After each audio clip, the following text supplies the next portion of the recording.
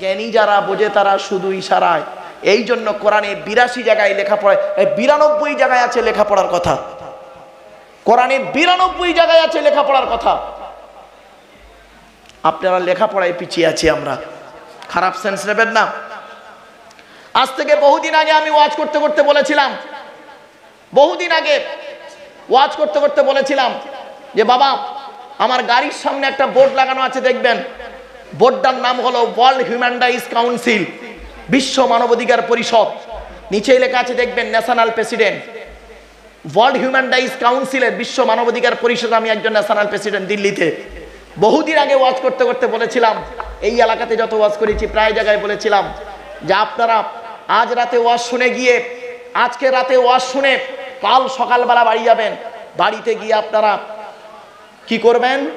জন্ম certificate, Aadhaar card, voter card, PAN card, জমির দলিল, পাসপোর্ট, ড্রাইভিং লাইসেন্স, পঞ্চায়েতের রেসিডেন্সিয়াল সার্টিফিকেট, এইগুলো ঠিক করবেন, নামগুলো ঠিক রাখবেন। কারণ মুসলমানদের যত নামের গন্ডগোল, কিরকম নামের গন্ডগোল? এ মুসলমানদের জন্ম সার্টিফিকেট আছে মোহাম্মদ আব্দুল গফফার মোল্লা, আধার কার্ডে হয়েছে গফফার মোল্লা, আবার ভোটার কার্ডে হয়েছে মোল্লা আব্দুল গফফার, আর দলিলে হয়েছে আব্দুল গফফার। হয়েছে বাবাজি, বহুদিন আগেই কথা বলেছিলাম, তখন কানে যায়নি, এখন বুঝতে পারছেন তো? এখন এবার বাড়ি থেকে ভাববেন, গরিবের কথা তো পচলে ভালো লাগে। আগেই জেনে বলেছিলাম যে আগে নামগুলো ঠিক করুন, নামগুলো ঠিক করুন। পশ্চিম বাংলায় যত মুসলমানদের নাম, বেশিরভাগ মুসলমানের নামের ডিস্টার্ব আছে, কারণ নামের স্পেলিংগুলো, বানানগুলো ভুল হয়ে গেছে। আব্দুল্লাহিল মারুফ, ABDULLA, দুটো এল হবে, ঘোড়ার ডিমে একটা এল হয়ে বসে আছে, হয়ে গেল। হিল বানান HIL, হিল, ওখানে ডবল এল হয়ে বসে আছে। কিছু বুঝতে পারছেন আমার ওয়াজ? বাড়ি থেকে ভাববেন, খালি গালে দাঁড়িয়ে আর মাথায় টুপি রাখার নাম মুসলমান নয়। বাড়ি থেকে ভাববেন। চলুন, একটু সময় থাকলে আরো বিস্তারিত আলোচনা করতে পারতাম। চলুন, আর বেশি অধিক সময় নেই। চলুন এবারে আসছি। আল্লাহর পরিচয় 4টে বলে দিয়েছি। আল্লাহর বিধান নিয়ে চলার চেষ্টা করুন, আল্লাহর কোরআন মোতাবেক জীবনযাপন করুন। আল্লাহ কোরআনে যেভাবে চলতে বলেছেন সেইভাবে চলুন।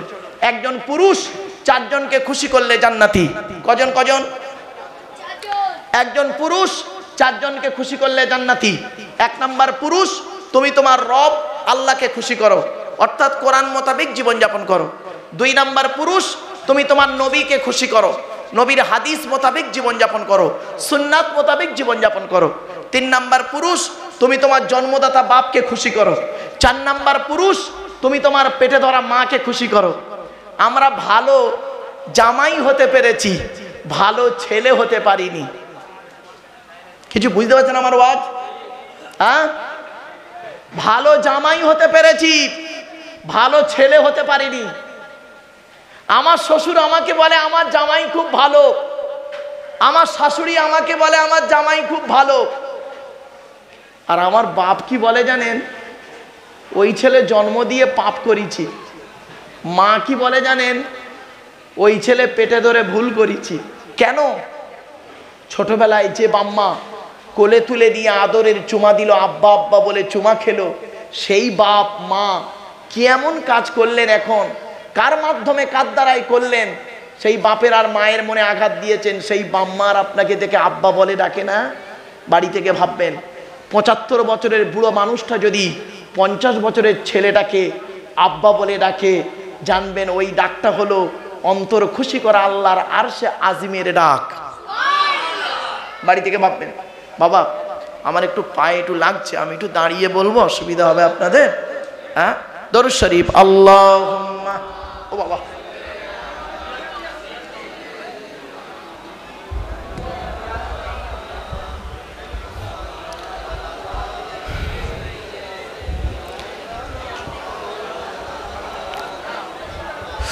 আমার বাপেরা কথাগুলো একটু ফলো করুন বাবা।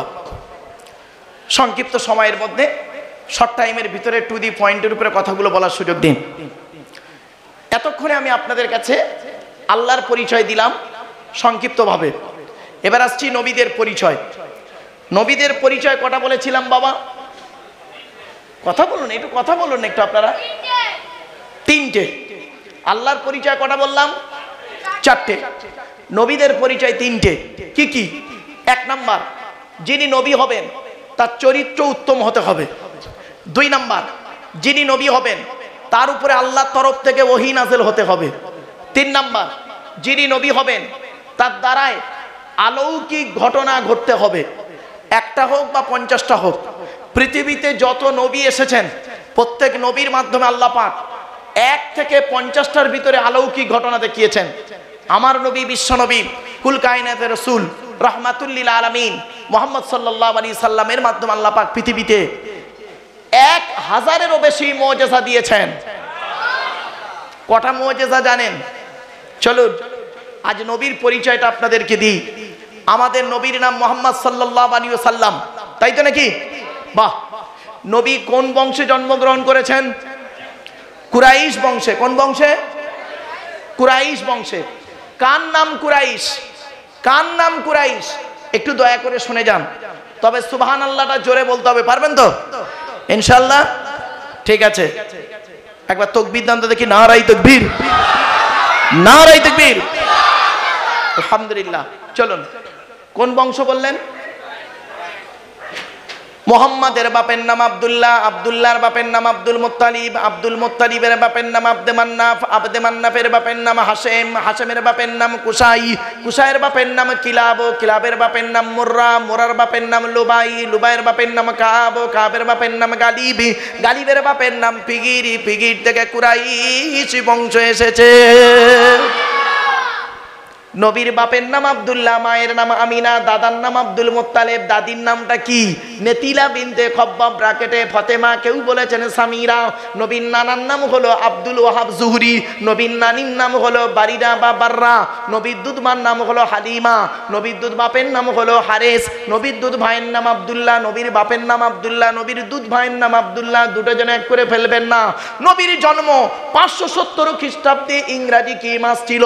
570 খ্রিস্টাব্দে ইংরেজি কি মাস ছিল? 29শে আগস্ট। কত বললাম? 29শে আগস্ট। আরবি মাস ছিল রবিউল আউয়াল মাস, 12 তারিখ, মতান্তরী 9 তারিখ, সোমবার শবে সাদেকের সময় আরবের মক্কা নগরে কুরাইশ বংশে নবীর জন্ম। নবীর বাপেরা হলো 10 ভাই, নবীর মায়েরা হলো 19 বোন। নবীর 9টা চাচা। কটা কটা কটা? নবীর 9টা চাচা, 18টা খালা, 6টা ফুফু, 7টা ছেলে মেয়ে। আপনি তো নবীর কিছুই জানেন না বাবা। বাড়িতে গিয়ে ভাববেন যে নবীকে নিয়ে এত কিছু, সেই নবীর বায়োডাটাটা আপনি জানবেন না। আপনি কিরকম মুসলিম? খালি মুখে শুধু বলে দেবেন আই লাভ মুহাম্মদ সাল্লাল্লাহু আলাইহি সাল্লাম। না, চলেন। নবীর 9টা চাচার নাম কি? বড় চাচার নাম হারেস। কি বললাম? হারেস, জুবায়ের, মুকাইয়িম, ফাইদাক, জাইদাক, আবুল আহাব, হামজা, আব্বাস, আবু তলেব। নবীর বাপ হলো আব্দুল্লাহ। নবীর 7টা ছেলে মেয়ে, 3টে পুত্র সন্তান, 4টে কন্যা সন্তান। 3টে পুত্র সন্তানের নাম কি? বড় ছেলেটার নাম কাসেম, তারপরের ছেলেটার নাম হলো তাহের বা তৈয়েব, ছোট ছেলেটার নাম হলো ইব্রাহিম। 4টে কন্যা সন্তানের নাম কি? বড় মেয়েটার নাম জয়নাব, রুকাইয়া, উম্মে কুলসুম। ছোট মেয়েটার নাম হলো ফতেমা, যার সঙ্গে নবীজি হযরত আলী রাদিয়াল্লাহু তাআলা আনহুর বিবাহ দিয়েছিলেন। শুনে নিন, হযরত আলী রাদিয়াল্লাহু তাআলা আনহুকে নবীজি জামাই করতে গেলেন কেন? শুনে নিন। আল্লাহ রাব্বুল আলামিন হযরত আলী রাদিয়াল্লাহু তাআলা আনহুর মধ্যে অনেক গুণ দান করেছিলেন, অনেক গুণ দান করেছিলেন। তার মধ্যে থেকে 2টো গুণ আপনাদেরকে বলছি, এখান থেকে শিক্ষা নিয়ে নিন। কোন ছেলেকে জামাই করবেন, যাই তাই ছেলেকে জামাই করতে যাবেন না। অনুরোধ করে বলে যাচ্ছি, মেয়েরা আছে না চলে গেছে? মহিলারা আছে? মা বোনেরা ভালো করে শুনে নিন, কোন ছেলেকে জামাই করবেন, যাই তাই ছেলেকে জামাই করবেন না। একলা বাপের একটা ছেলে থেকে ছুটবেন না, ফেসে যাবেন। সব একলা বাপের একটা ছেলে সমান নয়। আর কোন মেয়েকে বৌমা করবেন, শুনে নিন, যাই তাই মেয়েকে বৌমা করতে যাবেন না।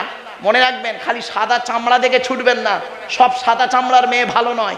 বাংলায় একটা কথা আছে, বাংলায় একটা প্রবাদ বাক্য আছে, নদীর জল ঘোলা ভালো, জাতের মেয়ে কালো ভালো। কিছু বুঝতে পারছেন আমার ভাষা? নদীর জল ঘোলা ভালো, জাতের মেয়ে কালো ভালো। রাগ করবেন না, চলুন।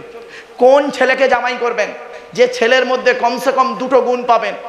এক নাম্বার ছেলেটি সৎ ছেলে কিনা খবর নেবেন। সৎ, সৎ কাকে বলেন? বক্তব্যের শুরুতেই আমি অনেকক্ষণ ধরে এই শব্দটাকে নিয়ে খালি কোচে দিচ্ছি আপনাদের কাছে, সৎ কাকে বলে। এজন্য অনুরোধ করে বলে যাচ্ছি, সৎ হন, সৎ হন। চলুন। 2 নাম্বার ছেলেটি কর্মী কিনা খবর নেবেন। কর্মী, পরিশ্রমী কিনা।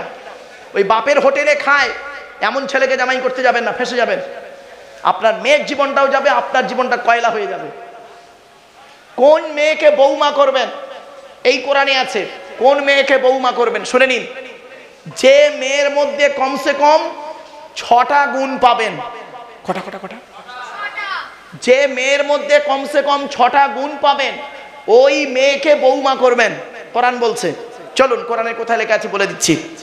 মুসলিমাতিন, মুমিনাতিন, কানিতাতিন, তাইবাতিন, আবিদাতিন, সাইহাতিন, সাইয়্যিবাতিন ওয়া আবকারা।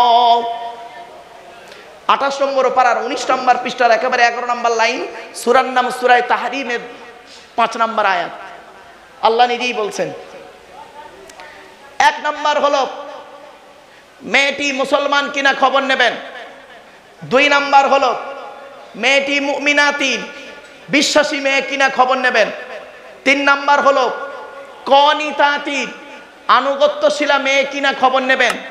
দূর থেকে খবর নিয়ে দেখবেন, সঠিক তথ্য যদি পেয়ে যান মেয়েটি ওর বাপ আর মাকে ভক্তি শ্রদ্ধা করে না, ও যত সুন্দরী মেয়ে হোক, আর মাস্টার, ডাক্তার, ইঞ্জিনিয়ার, প্রফেসর, মলি সাহেবের, পীর সাহেবের মেয়ে হোক, খবরদার জীবনে কোনোদিন ওই মেয়েকে বৌমা করতে যাবেন না।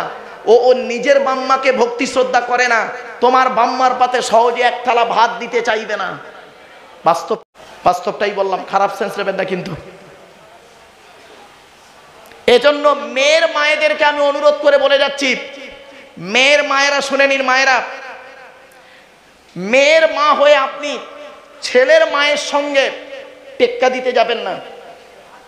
কি জিনিস 10 মাস 10 দিন পেটে ধরেছেন, 2.5 বছর দুধ পান করিয়েছেন, 18 বছর লালন পালন করেছেন, আপনি ভালো জানেন কি জিনিস, কি বস্তু পাঠিয়েছেন। আর মেয়ের কথা শুনে হঠাৎ থানায় বধূ নির্যাতন কেস করতে গেলেন, একটু ভাববেন, বাড়ি থেকে ভাববেন। চলুন এগিয়ে যাচ্ছি। আল্লাহর নবী একদিন সাহাবীদেরকে বললেন, তোমাদের বাড়িতে কয় শ্রেণীর মেয়ে ছেলে আছে গো? সাহাবীরা বলেছিলেন, হে নবী, আমাদের বাড়িতে 4 শ্রেণীর মেয়ে ছেলে আছে। কয় শ্রেণীর? 4 শ্রেণীর মেয়ে ছেলে আছে। আর সত্যি আমাদের বাড়িতে আছে তাই। চলুন, কে কে? মা, মা, বোন, মেয়ে, বউ। মা, বোন, মেয়ে, বউ, এই 4 শ্রেণীর মেয়ে। আল্লাহর নবী বললেন, তোমরা কিভাবে বুঝবে এই 4 শ্রেণীর মেয়ে ছেলে জান্নাতি না জাহান্নামী? বলুন, আপনি কি করে বুঝবেন? আজকের বাড়িতে গিয়ে কি করে বুঝবেন শুনে নিন। আজ বলে যাচ্ছি হাদিসগুলো। কি করে বুঝবেন আপনার মা, বোন, মেয়ে, বউ জান্নাতি না জাহান্নামী? শুনে নিন। আল্লাহর নবী বললেন, যে নারীদের ভিতরে কমসে কম 6টা অভ্যাস থাকবে। কটা কটা? কমসে কম এই 6টা অভ্যাস থাকবে, ওই নারী যত নামাজ পড়ুক, যত রোজা রাখুক, যত হজ করুক, যত তাহাজ্জুদ করুক, ওই নারী জাহান্নামী, জাহান্নামী, জাহান্নামী। আজ এই 6টা অভ্যাস বলে যাচ্ছি, বাড়িতে যাবেন, যদি আপনার মা, বোন, মেয়ের মধ্যে এই অভ্যাসগুলো থাকে, দয়া করে একটু পরিবর্তন করার চেষ্টা করবেন, অনুরোধ রইল। চলুন। 1 নাম্বার নবীজি বললেন, ওই মেয়ের প্রতি আল্লাহর গজব, যে মেয়ে ছেলে স্বামীর সঙ্গে যখন কথা বলে মেজাজ দিয়ে কথা বলে। অনেক মেয়ে ছেলে আছে দেখবেন, পাড়ার লোকের সঙ্গে কথা বলে মিষ্টি ভাষায়, আর স্বামীর সঙ্গে যখন কথা বলে দেখবেন মেজাজ দিয়ে কথা বলে। ওই নারী যত নামাজ পড়ুক, রোজা রাখুক, জাহান্নামী। মা বোনদের অনুরোধ করে বলে যাচ্ছি, আজ থেকে পরিবর্তন হওয়ার চিন্তা ভাবনা নিন। 2 নাম্বার, ওই নারী জাহান্নামী নারী, যে নারী স্বামীর দুর্নাম বদনাম, স্বামীর দুর্নাম বদনাম অন্যের কাছে করে বেড়ায়। অনেক নারী আছে দেখবেন 4 ছেলের মা হয়ে গেল, এখনো পর্যন্ত করে কি, ক্লাস 9-এ পড়তে পড়তে যে ছেলেটার সঙ্গে প্রেম করছিল তার ফোন নাম্বার নিয়ে এখনো তার সঙ্গে ফেসবুক, টুইটার, মেসেঞ্জার, হোয়াটসঅ্যাপ করে পরকীয়ায় লিপ্ত। 3 নাম্বার হলো ওই মেয়ে ছেলে নামাজ পড়ে রোজা রেখে হজ করে জাহান্নামী নারী, যে নারী স্বামী থাকতে অন্য পুরুষের সঙ্গে পরকীয়ায় লিপ্ত হয়। অনেক নারী আছে, অনেক নারী আছে স্বামীরা বিশ্বাস করে তাদেরকে রেখে গিয়েছে কোথায়? দিল্লি, বোম্বাই, মিরাট, সুরাট, গুজরাট, হায়দ্রাবাদ, আহমেদাবাদ, লখনৌ, বেনারস, আসাম, ত্রিপুরা, মেঘালয়, মণিপুর, ইম্ফল, যোধপুর, জয়পুর, ভাইজাগ, পাটনা, ভুবনেশ্বর, কটক গিয়েছে কাজের সন্ধানে। ও করছে কি, স্বামীর সঙ্গে ঠিক লাইনটা, কথাটা ঠিক রাখে, আবার পরকীয়ায় লিপ্ত হয়। জাহান্নামী নারী। মা বোনেরা, এই কোরআনের দলিল টাইম হাতে থাকলে আরো ব্যাখ্যা করতে পারতাম, কিন্তু সংক্ষিপ্তভাবে বলে যাচ্ছে, একটু মাইন্ডে নিন। 4 নাম্বার হলো ওই মেয়ে ছেলে জাহান্নামী নারী, যে মেয়ে ছেলে বিনা কারণে স্বামীর বিছানা ছেড়ে দিয়ে অন্য বিছানায় রাত কাটায়। এই শ্রেণীর মেয়ে ছেলেরা এখন বর্তমানে একটু বেশি হয়ে যাচ্ছে। এদের বয়স কত হয় দেখবেন, 40, 45, 50, 55, 60, 65, 70। 60 বছরের বুড়ি, 70 বছরের স্বামী বেঁচে আছে। হার্টের রুগী, সুগারের রুগী, প্রেসারের রুগী, স্ট্রোক রুগী স্বামী, কখন মরে কখন বাঁচে খবর রাখে না। বউ করছে, বুড়ি করছে কি, ছোট ছেলের ঘরে ঘুমায়, নাতিটাকে নিয়ে ঘুমায়, তাহাজ্জুদের নামাজ পড়ে। ওর তাহাজ্জুদের নামাজ আল্লাহ কবুল করবে না স্বামী যদি নারাজ থাকে। আল্লাহ রসুল বলেছেন, শুনে নিন মা বোনেরা, শুনে নিন, 3 জনকে খুশি করলে একজন নারী জান্নাতি। কজন? 3 জনকে খুশি করলে জান্নাতি। মা বোনেরা শুনে নিন আজকে। 1 নাম্বার নারী, তুমি তোমার রব আল্লাহকে খুশি করো, অর্থাৎ আল্লাহর কোরআন মোতাবেক জীবনযাপন করো। 2 নাম্বার নারী, তুমি তোমার নবীকে খুশি করো, অর্থাৎ নবীর সুন্নাহ হাদিস মোতাবেক জীবনযাপন করো। 3 নাম্বার নারী, তুমি তোমার হকের উপরে তুমি তোমার স্বামীকে খুশি করো, স্বামীকে খুশি করো। শুনে রেখে দিন, আল্লাহর নবী বলেছেন, কোন মেয়ে ছেলে যদি 3টে কাজ করতে পারে, কটা? কমসে কম এই 3টে কাজ যদি করতে পারে, জান্নাতের যে কোনো দরজা দিয়ে জান্নাতে প্রবেশ করবে। 1 নাম্বার, কোন নারী যদি রমজান মাসের রোজা আদায় করতে পারে। 2 নাম্বার, কোন নারী, ওই নারী যদি 5 ওয়াক্ত নামাজ আদায় করতে পারে। 3 নাম্বার, ওই নারী যদি নিজের সতীত্বকে বজায় রেখে, ভাষাটা বুঝতে পারছেন, নিজের সতীত্বকে বজায় রেখে স্বামীর যদি সেবা করতে পারে, ওই নারী জান্নাতের যে কোনো দরজা দিয়ে জান্নাতে প্রবেশ করবে। বাড়ি থেকে ভাববেন। 5 নাম্বার হলো ওই নারী জাহান্নামী নারী, নামাজ পড়ে রোজা রেখে জাহান্নামায় যাবে। মা বোনেরা শুনে নিন, যে নারী স্বামীর পরিবারের সঙ্গে খারাপ আচরণ করে। অনেক মেয়ে ছেলে আছে দেখবেন স্বামীকে খুব ভালোবাসে, স্বামীকে খুব ভালোবাসে, স্বামীর বাম্মার দেখতে পারে না, স্বামীর ভাই বোনাদের দেখতে পারে না। ও নারী জাহান্নামী নারী। ওর বাপ ভাইরা এলে দেখবেন গুরুত্ব খুব, ভক্তি শ্রদ্ধা খুব বেশি, আর স্বামীর বাপ ভাই এলে গুরুত্ব নেই। ও নারী জাহান্নামী নারীর পরিচয়। অনুরোধ করে মা বোনদের বলে যাচ্ছি, বাবা কথাগুলো শুনতে হয়তো সাময়িক খারাপ লাগছে, এই ওয়াজ যদি আমি না করি, কিয়ামতের মাঠে আল্লাহ আমার জবানটাকে টেনে ছিঁড়ে নেবে। এরপরে আসছি 6 নাম্বার, ওই নারী হলো জাহান্নামী নারী। ওই নারী জাহান্নামী নারী, যে নারী তার স্বামীকে বলে, তোমার সঙ্গে বিয়ে হয়ে আমার জীবন নষ্ট হয়ে গেছে। অনেক মেয়ে ছেলে বলে স্বামীকে, দেখবেন আমার মতো মেয়ে বলে তুমি বেঁচে গেলে, অন্য কেউ হলে বুঝতে পারতে, আমার বাপ ভালো মানুষ বলে তোমার সঙ্গে বিয়ে দিয়ে আমার জীবন নষ্ট করে দিয়েছে, নইলে আমার কত মাস্টার, ডাক্তার, ইঞ্জিনিয়ার, প্রফেসর বিয়ে করতে চেয়েছিল, আমার বাপ সেখানে বিয়ে না দিয়ে তোমাকে বিয়ে দিয়ে জীবন নষ্ট করে দিয়েছে। বিয়ে দেবে কি করে? একটা ডাক্তার মাস্টার তোর বিয়ে করবে কি করে? তুই তো 9 ক্লাস কম মাধ্যমিক পাস। বুঝতে পারেননি? বুঝতে পেরেছেন? হ্যাঁ, 9 ক্লাস কম মাধ্যমিক পাস, তো তোর একটা ডাক্তার বিয়ে করবে? আমি ভালো বলি বিয়ে করেছি রে বোকা। শুনে নে, এটা আমার কথা নয়, জন্ম মৃত্যু বিবাহ কার হাত? আল্লাহর হাত। খবরদার কোনোদিন কোনো মেয়ে ছেলে যদি বলে, মা বোনদের বলে যাচ্ছি, খবরদার বলবেন না এরকম কথা স্বামীকে, কঠিন পাপ হবে। অনুরোধ করে বলে যাচ্ছি, এই কথাগুলো শুনে যেন মনে হচ্ছে আমার মা বোনরা মনে মনে ভাবছে, আজকের মারুফ ভাইয়ের ওয়াজ তো অনেক শুনি, আজকে যেন মেয়েদের বিরুদ্ধে কথা বলছে। না মা, আমি বোন তোমার বিরুদ্ধে আমি বলিনি। চলো এবার আসছি, এই মূল পয়েন্টটাই আসছি। এবার আসছি কিয়ামতের মাঠে। কিয়ামতের মাঠে দুই দিকের প্রশ্ন করবেন আল্লাহ আমাদের। কদিকের? কদিকের? যতদিন বাঁচবেন দয়া করে বাড়ি থেকে এটাকে মূল্যায়ন করবেন। দুই দিকের প্রশ্ন হবে। একটা হলো হুকুকুল্লাহ, আল্লাহর হক, আল্লাহর প্রশ্ন। হুকুকুল ইবাদ, বান্দার হক। হুকুকুল্লাহ, হুকুক আল্লাহর হক। আল্লাহ জিজ্ঞাসা করবে আমাকে আপনাকে, এই নামাজ পড়েছিলিস? কিয়ামতের মাঠে জিজ্ঞাসা করবে আল্লাহ আমাকে আপনাকে, নামাজ পড়েছিলিস? রোজা রেখেছিলিস? রমজান মাসে রোজা রেখেছিলিস? হজ করেছিলিস? অর্থ দিয়েছিলাম, জাকাত দিয়েছিলিস? গরিবের দান করেছিলিস? আমরা সেদিন কি করব মার খাওয়ার ভয়ে? এটাই বলবো, আল্লাহ মাঝে মাঝে নামাজ পড়েছি, মাঝে মাঝে পড়িনি, মাঝে মাঝে রোজা রেখেছি, মাঝে মাঝে রাখিনি, শয়তানের পাল্লায় পড়ে। তা আল্লাহ বলবে কেন, কার কি এমন তোকে বাধা দিল নামাজ পড়তে আর রোজা রাখতে?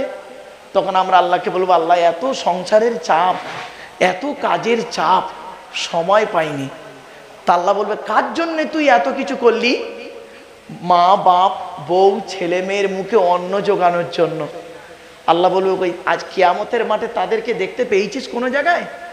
তাদেরকে দেখতে পেয়েছিস যাদের জন্য তুই নামাজ রোজা সব ছেড়ে দিয়েছিলিস? তখন আমি কি বলবো জানেন? আপনারাও বলবেন, চিন্তা নেই, আল্লাহ সব চিটিং বাজ। কি বললাম? আল্লাহ সব চিটিং বাজ। আল্লাহ বলবে কেন? আল্লাহ ওদের জন্য আমি কি না করেছি, আজকে ওরাই আমার চিনতে পারছে না, ওরাই আমাকে চিনতে পারছে না। আল্লাহ বলবে বোকা, কিয়ামতের পৃথিবীতে কোন আলেম তোদেরকে আমার এই কোরআনের কথা বলেনি? কোন আলেম এই কোরআনের কথা বলেনি? এই কোরআনে আমি আল্লাহ তো বলেই দিয়েছিলাম। কি বলেছিলেন শুনে নিন, ইয়া আইয়ুহান নাসুত্তাকু রাব্বাকুম ওয়াখশাউ ইয়াওমাল লা ইয়াজজি ওয়ালিদুন আন ওয়ালাদিহি। 21 নম্বর পারা 13 নম্বর পৃষ্ঠার একেবারে 11 নম্বর লাইন, সূরার নাম সূরা লোকমানের 33 নম্বর আয়াত। হে মানব জাতি, সেই দিনের ভয় কর যেদিন বাপ তার ছেলের কোনো উপকার করতে পারবে না। আল্লাহ বলবেন পৃথিবীতে কোনো আলেম উলামা তোদের বলেনি? ইয়াউমা ইয়াফিরুল মারউ মিন আখিহি ওয়া উম্মিহি ওয়া আবি ওয়া সাহিবাতিহি ওয়া বানি। কিয়ামতের মাঠে স্বামী তার স্ত্রী থেকে সরে যাবে, স্ত্রী স্বামী থেকে সরে যাবে, বাপ বেটা থেকে সরে যাবে, ভাই বোন থেকে সরে যাবে, বন্ধু বন্ধু থেকে সরে যাবে। সেদিন প্রত্যেকেই বলবে আল্লাহ আমার কি হবে, আমার কি হবে? এ কথা তোদের পৃথিবীতে কেউ বলেনি? তখন আপনারা কি বলবেন জানেন? হ্যাঁ আল্লাহ, মৃগালা মাদ্রাসার জলসায় গেছিলাম, আব্দুল্লাহ গিল মারুফ বলে একটা মৌলী সাহেব এসেছিল, আর তাহাজ্জুদের সময় কোরআনের আয়াত পড়ে বলেছিল, কিন্তু তা আল্লাহ বলবে তা বলেছিল? তখন আপনারা কি বলবেন? আমি কি বলবো? কলু বালা, হ্যাঁ ওরা বলেছিল, ওয়ালাকিন হাক্কাত কালিমাতুল আযাবি আলাল কাফিরিন, সূরা জুমা। ওরা বলবে, তখন ওরা বলবে আল্লাহ বলেছিল, আমরা এগুলোকে অত গুরুত্ব দিতাম না, অস্বীকার করে ভুলে গেছিলাম। ও এই জন্যে তাহলে এখন মার খাওয়ার জন্য প্রস্তুত হয়ে যাও, মার খাওয়ার জন্য প্রস্তুত হয়ে যাও, রাগ করবেন না।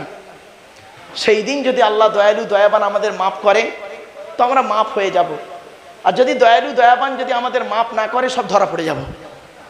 আল্লাহ পাক কোরআনে বলেছেন, কুল ইয়া ইবাদিয়াল্লাযীনা আসরাফু আলা আনফুসিহিম লা তাকনাতু মির রাহমাতিল্লাহ ইন্নাল্লাহা ইয়াগফিরুয যুনুবা জামিআ ইন্নাহু হুয়াল গফুরুর রহিম। বাপেরা, আমি এজন্য বলি, জলসা দিলে আল্লাহর রহমত নাজিল হয়, এটা বিশ্বাস করেন? কখন বুঝবেন? শিখে যান, আজকে শিখে যান। কখন বুঝবেন জলসার প্রতি আল্লাহর রহমত নাজিল হচ্ছে? শুনে নিন, আল্লাহ কোরআনে বলছেন, وَإِذَا قُرِئَ الْقُرْآنُ فَاسْتَمِعُوا لَهُ وَأَنصِتُوا لَعَلَّكُمْ تُرْحَمُونَ। 9 নম্বর পারার 15 নম্বর পৃষ্ঠা 12 নম্বর লাইন, সূরার নাম সূরা আরাফের মধ্যে আল্লাহ বলে দিলেন, আমার কোরআন যখন পাঠ করা হবে, আমার কোরআন যখন পাঠ করা হবে, তোমরা তখন কান লাগিয়ে মনোযোগ সহকারে চুপচাপ বসে শুনবে। আমি হতভাগা আব্দুল্লাহ গিল মারুফ এই তাহাজ্জুদের সময় কোরআন তেলাওয়াত করছি, আপনারা কান লাগিয়ে চুপচাপ মনোযোগ সহকারে বসে শুনছেন, ঠিক না বে ঠিক? এই দেখুন, যেন মনে হচ্ছে এখানে কোনো লোকই নেই, চুপচাপ এতগুলো মানুষ বসে আছেন, যেন মনে হচ্ছে কোনো লোক নেই, চুপচাপ। আল্লাহর কোরআন বলছে, কোরআন যখন তেলাওয়াত করা হবে তোমরা তখন চুপচাপ কান লাগিয়ে মনোযোগ সহকারে শুনবে। তাই আমি অত ভাঙা কোরআন তেলাওয়াত করছি, আপনারা কান লাগিয়ে মনোযোগ সহকারে চুপচাপ বসে শুনছেন। আল্লাহ বলছেন, লাআল্লাকুম তুরহামুন, ওই সময় আমি আল্লাহ তোদের উপরে আমার রহমত নাজিল করব। আমার বাপেরা, অনুরোধ করে বলে যাচ্ছি, কথাগুলো একটু বাড়ি থেকে মূল্যায়ন করবেন। চলুন এগিয়ে যাই। এবার আসছি 2 নাম্বার, মানুষের তরফ থেকে প্রশ্ন হবে। আল্লাহর তরফ থেকে তো হলো প্রশ্ন, আল্লাহ মাফ করলে হবে, সেদিন পার হয়ে যাব। কিন্তু ধরা আমরা পড়ব, যত লোক এখানে আছি, আমরা দাঁড়িয়ে বসে আছি, সমস্ত সবকটাই ধরা পড়ব বান্দার প্রশ্নে। বান্দার তরফ থেকে আল্লাহ 10টা প্রশ্ন করবে। কটা কটা কটা? দেখুন, এই 10টা উত্তর পান কি আপনি? 10 রকম প্রশ্ন হবে বান্দার তরফ থেকে। 1 নাম্বার, আল্লাহ বলবেন, এই এদিকে, স্বামী হিসাবে পৃথিবীতে কতটা দায়িত্ব পালন করেছিস বল? বইয়ের হক আদায় করেছিস? স্বামী হিসাবে কতটা দায়িত্ব পালন করেছিস? বাপেরা, বিয়ে করলেই মনে করলেন স্বামী হয়ে গেছেন মানে জান্নাত পেয়ে গেছেন, এত সহজ জিনিস নয়। হাজব্যান্ড যাকে তাকে বলে না, বুঝলেন? যাকে তাকে স্বামী বলে না। বিয়ে করলেই স্বামী হওয়ার যোগ্যতা অর্জন করতে পারে না। বিবাহ, বয়হস্যই বয়াকার হ, বয়হস্যই বিবেক। যে পুরুষের জ্ঞান আছে, বিবেক আছে, বুদ্ধি আছে, সেই কেবল বিবাহ করতে পারে। পাগলের হাতে নারীর জীবন তুলে দিয়ে নষ্ট করে লাভ নেই। বয়াকারে বাহন, বাহন 2 প্রকারের, শারীরিক বহন, অর্থনৈতিক বহন। আর হ দিয়ে হলো হৃদয়। হৃদয়, নারীর জীবনকে পুরুষ তোমার হাতে তুলে দেওয়া হচ্ছে। তুমি যতই তাকে হৃদয় দিয়ে ভালোবাসবে, সে ততই তোমার আপন হবে। তুমি স্বামী বলে 10 দিন চোখ বাঁকিয়ে দেবে, ও স্ত্রী সহ্য করতে না পেরে ও একদিন বাঁকিয়ে দেবে। এত সহজ জিনিস নয়, এর অনেক বড় ব্যাখ্যা বাপ। জাস্ট আপনাদের বলে যাচ্ছে, আল্লাহর নবী বলেছেন, এই স্বামীরা, তোমরা তোমাদের স্ত্রীদের জীবনে কমসে কম 17টা শিক্ষা দিও। কটা কটা? তা বউকে কটা শিক্ষা দিয়েছেন? একটাও তো দেননি।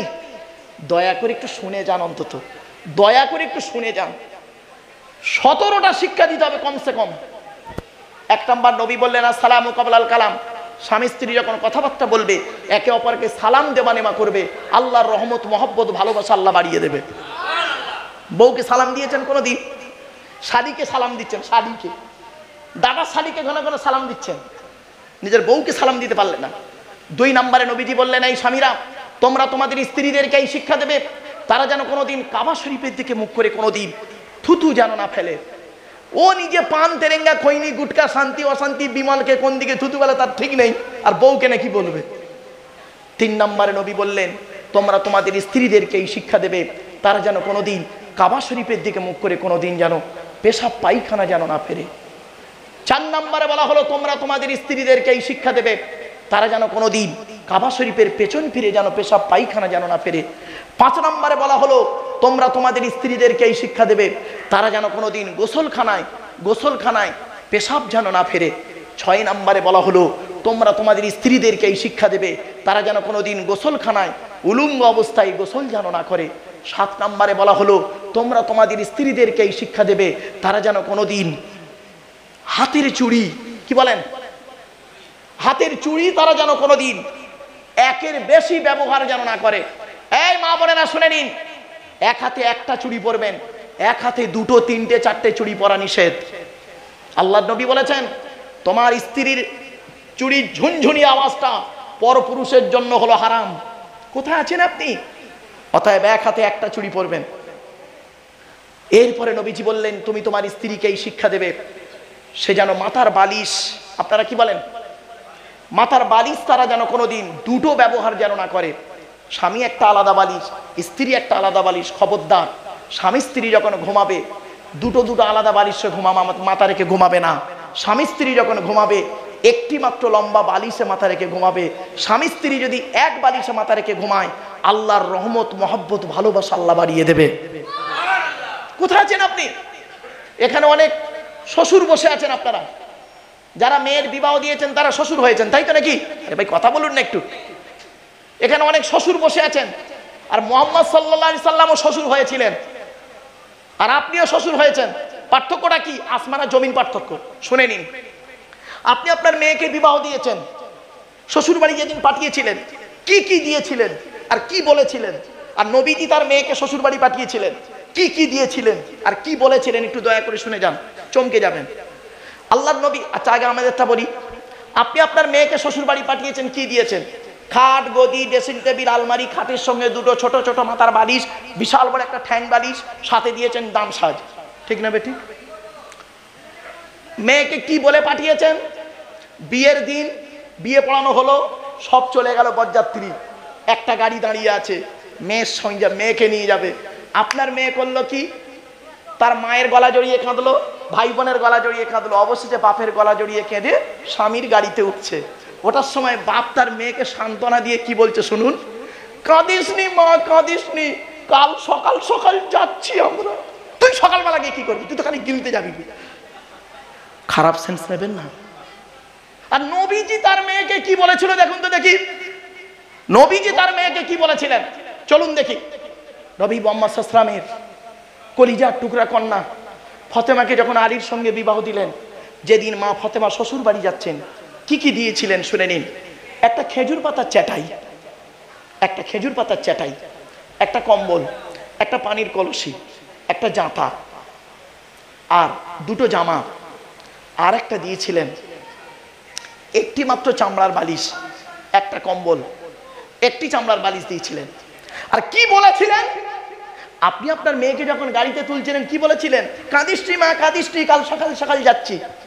আর আল্লাহর নবী কি বলেছেন শুনে নিন। খালি আইলাম মোহাম্মদ মুখে বলার নাম, মোহাম্মদের ভক্ত নয়।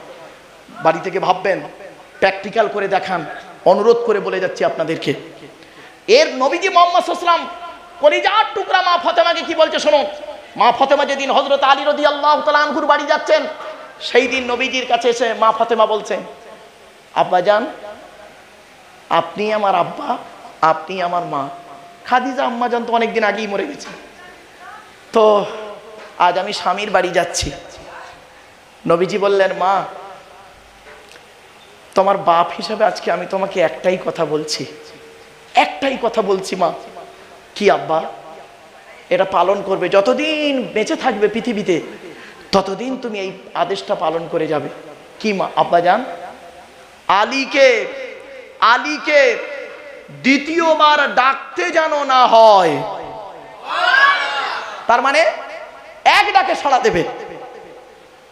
আলীকে দ্বিতীয়বার ডাকতে যেন না হয়, তার মানে কি? এক ডাকে সাড়া দেবে। তো মা ফাতেমা যতদিন বেঁচে ছিলেন হযরত স্বামী হযরত আলী রাদিয়াল্লাহু তাআলা আনহুর এক ডাকে সাড়া দিতেন। একদিনের একটা ছোট্ট ঘটনা, এক মিনিটও লাগবে না, শুনুন। হযরত আলী রাদিয়াল্লাহু তাআলা আনহু একদিন গভীর রাতে নবীজির দরবার থেকে বাড়ি আসছে, রাত হয়ে গেছে, রাস্তায় আস্তে আস্তে মনে মনে ভাবছে, ইস ছি ছি ছি, ইস ছি, আজকে এত রাত করে ফেললাম, হাসান হোসাইন বাড়িতে আছে, ফাতেমাও আছে, কিনা খারাপ ভাবছে, হেস ঠিক হলো না।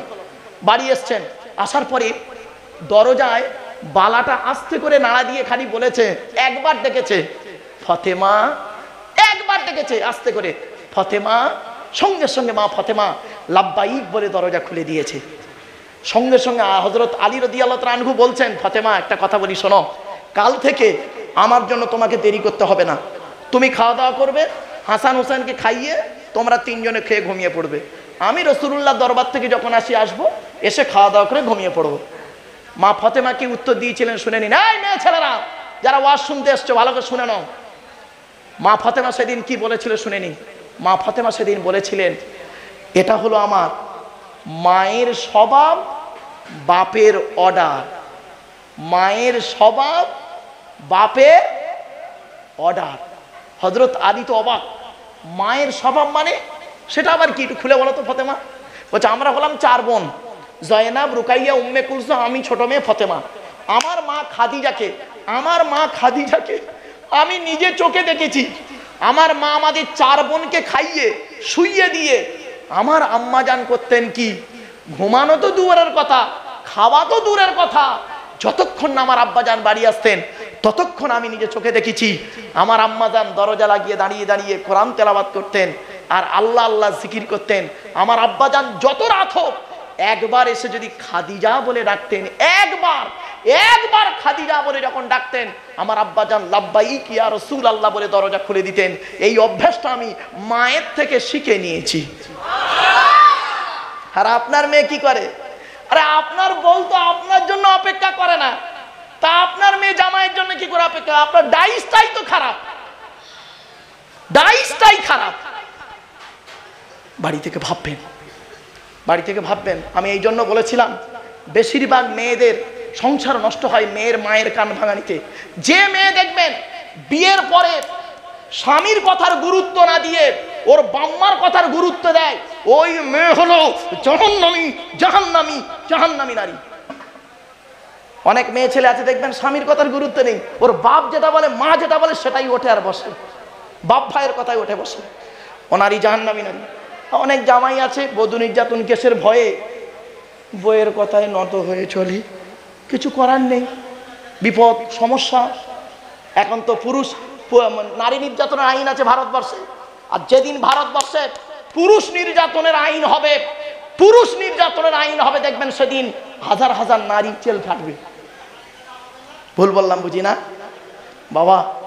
According to Islamic law. শুধু তাই নয়, বিভিন্ন দিক নিয়ে থাকি তো, অনেক ডিপার্টমেন্ট নিয়ে ঘুরি তো, বাস্তবটাই বলছে আপনাদের কাছে।